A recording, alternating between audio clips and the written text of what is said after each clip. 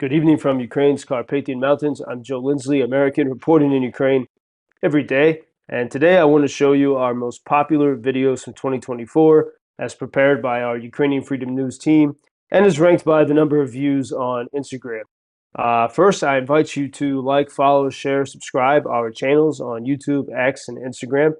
Every single weekday since February 2022, I provided a 10-minute report from Ukraine. So if you want a window into not only what's happening here, but what it feels like to be in the war, I invite you to follow and to share our channel. I think, as we see, things are getting pretty interesting. So please follow us. You can also support us at UkrainianFreedomNews.com.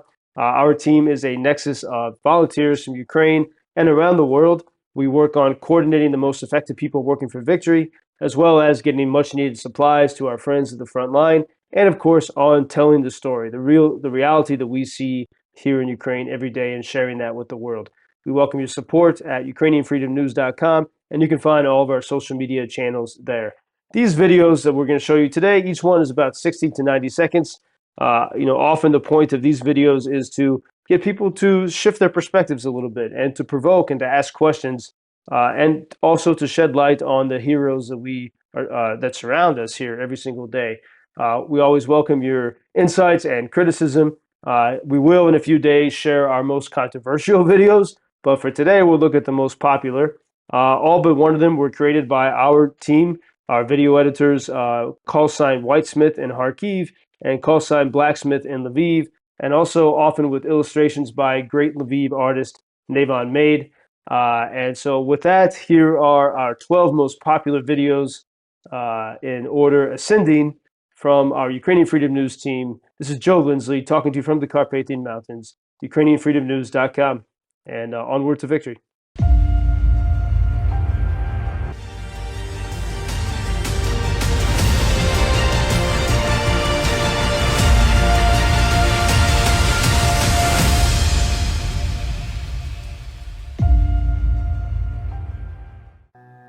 Some of the last words of Irina, nicknamed Cheka, Ukrainian medic, killed while saving lives in the Kharkiv region. I want to share with you the story about Irina Cheka. Cheka's her nickname. She was a combat medic with the famed Hospitaliers unit, Ukrainian medics, and she was killed in the Kharkiv region while she was going to save people's lives. She was due to turn 26 on June 1st. Some of the last words that she wrote, she said, "In a country at war, the only choice is about freedom. The only story in a country at war is about the volya, the holy will to be free. The volya, everything's about the struggle for that will. I want to have children. I wanted a house. I want to plant tomatoes. But ending the war is the most important thing." And then she concludes, "The most important thing is the deed, is our actions right now. Stories are meant to teach us to fight for justice, to punish evil, and to sacrifice for others. War is the worst place I have ever been, but it gives a ticket to real life, to a world of unadulterated independence. It imparts knowledge of the impermanence of existence." Those are some of the last words of Irina, nicknamed Cheka, Ukrainian medic, killed while saving lives in the Kharkiv region.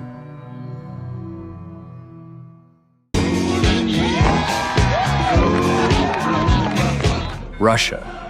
Even the name is stolen. The Finnish people remember. They don't call their unfriendly neighbor to the east Russia. They call it Venäjä, after the people who lived on that land. The Finns saved the idea Rus for the Swede, whose country they call Ruotsi, meaning rowers. Rowing was a bad choice. The Rus, or rowers, came from what is now Sweden and traveled south in longships, founding the city of Kyiv.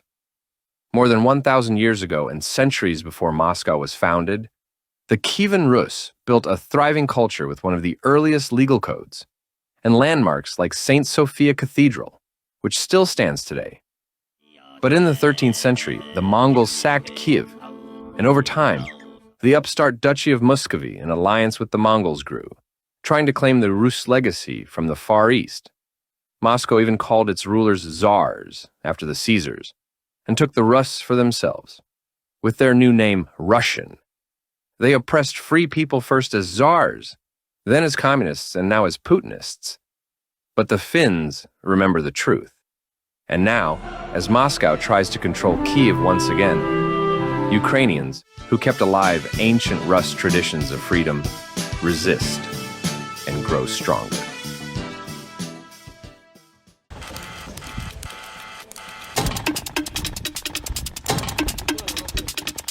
I want to share with you this little story of my friend Serhiy. Serhiy has been fighting since the beginning.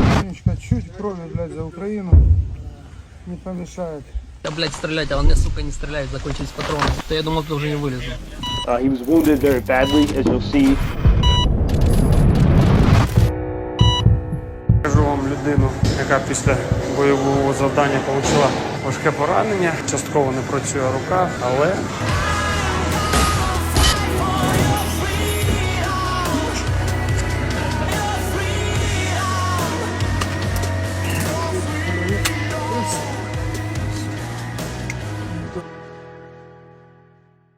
Joe Rogan believes in ice baths as a way to shock the system awake each morning.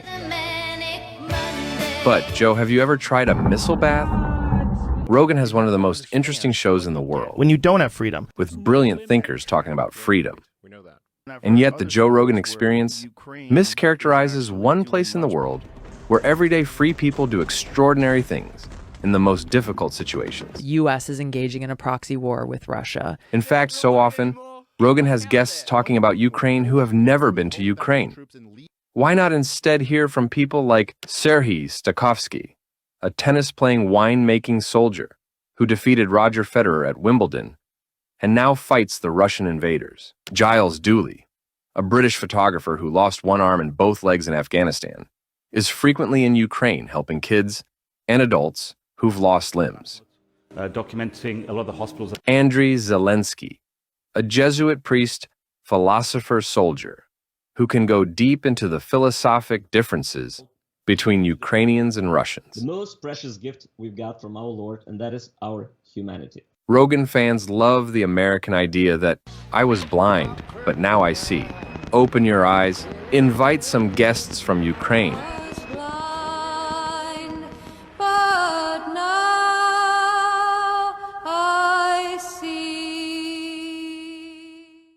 Happy Sunday, everybody. God bless you. Stay prayed up. God bless you. We will face war. Buddy, stay prayed up. This is Joe Lindsley. Mark Wahlberg, thanks for the inspiration. Every Sunday, you post videos as you leave church, reminding people to, as you say, stay prayed up. And here I am in a Catholic church, the Church of the Holy Family. This is Kharkiv, Ukraine, about 20 miles from Russia. Last night, more Russian-Iranian drones were attacking this city. You know, people are calmly here in Mass right now, even though the war is around us. Good people become better, and evil people become more evil. Sister Alina here, she was watching the rockets incoming from her side. She can see Russia through her window. She can see AA guns trying to shoot down Russian drones. Evening, we have to say goodbye, and we will see you tomorrow on the Holy Mass or in the Kingdom of Heaven. This is those who want to come see the reality, travel here, come to Ukraine, come see the truth, help share the reality of people who actually will fight for faith, family, and freedom.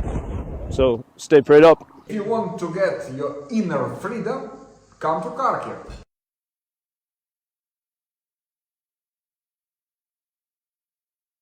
We go to Ukraine to check in with Joseph Lindsay. He's the world's most interesting man. Let's go to Ukraine. 800 days. Must feel like it to you. Thank you, Joseph, for making us cry this morning. Hello from Odessa. Hey, Bob, good morning to you. Hello from Kyiv. 3 missiles hitting in quick succession in a way that I've never heard before.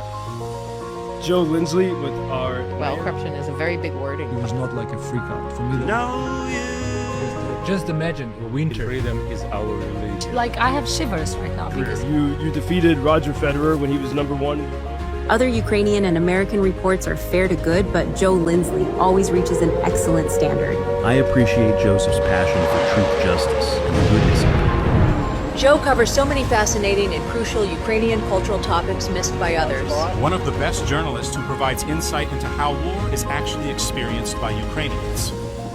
Every weekday, 1,000 days and counting. Join the journey from Ukraine with Chicago's WGN Radio. Ukraine's Azov brigade, the Cajun Navy of Europe. Country boy can survive. Country folks can survive. When hurricanes strike Louisiana's swamps, good people get in their boats to rescue those in need. People are screaming for help. This informal alliance is known as the Cajun Navy. When trouble arises, how people respond defines them. Acts of valor can redeem anyone. Ukraine's Azov brigade was born from the same principle. In 2014, Ukrainians filled the streets until the pro-Kremlin regime fled. Ukraine had won its freedom. The all-powerful state was broken. Furious, Russia tried to seize Ukrainian cities, including Mariupol, the city of Mary, on the Sea of Azov. Citizens, from football hooligans to intellectuals, united to protect their city. Later that year, Azov formalized and became an elite part of Ukraine's defense, still drawing from citizens dedicated to faith, family, and freedom. Azov, the Cajun Navy of Europe.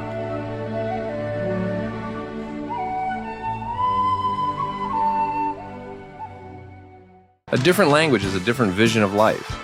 So said legendary Italian film director Federico Fellini. Let's examine the Russian and Ukrainian worldviews through their languages.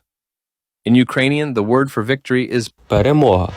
When you break down the word, it means something literally like overmight, or overcoming your ability. In Russian, the word for victory is победа, which means literally after the misery. So when Ukrainians toast to victory, they are speaking like Olympians. Let's do the impossible. And when Russians toast victory, they are saying to the time after the miserable shit. In Ukrainian, лікарня. A hospital is where people are healed. In the Russian language, больница. A hospital is a place of pain. In Ukrainian, the word for crime, злочин, means evil doing. Question authorities, but listen to your heart. In Russian, преступление. The word for crime means stepping over a line. In other words, the only evil thing is to question the Kremlin. A different language is a different vision of life.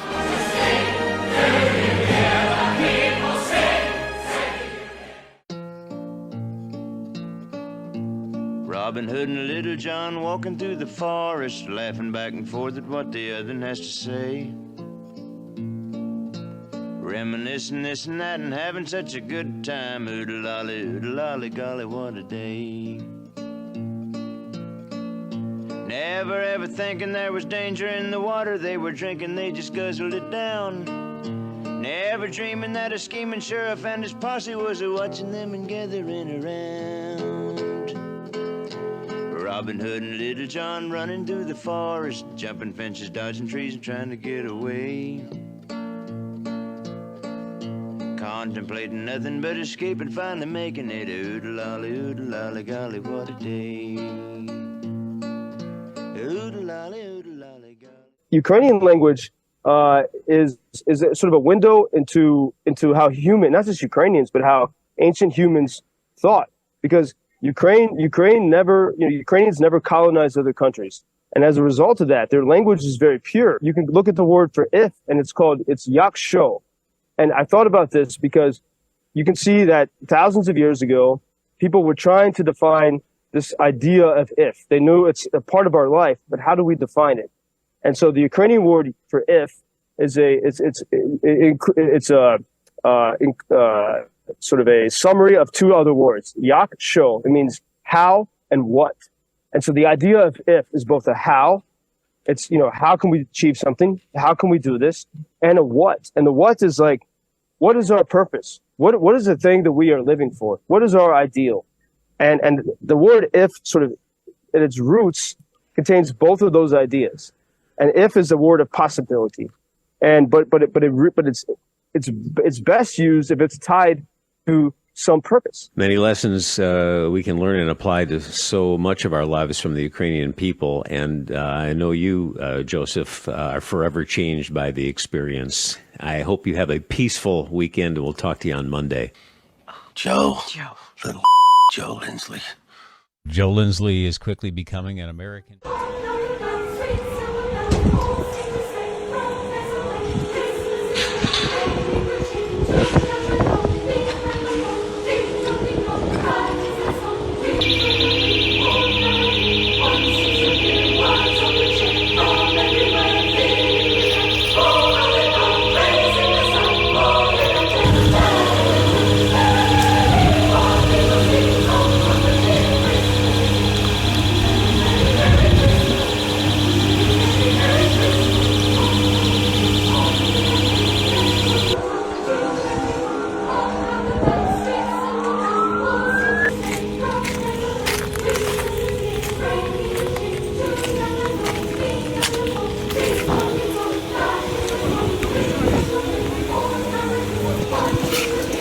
This is insane.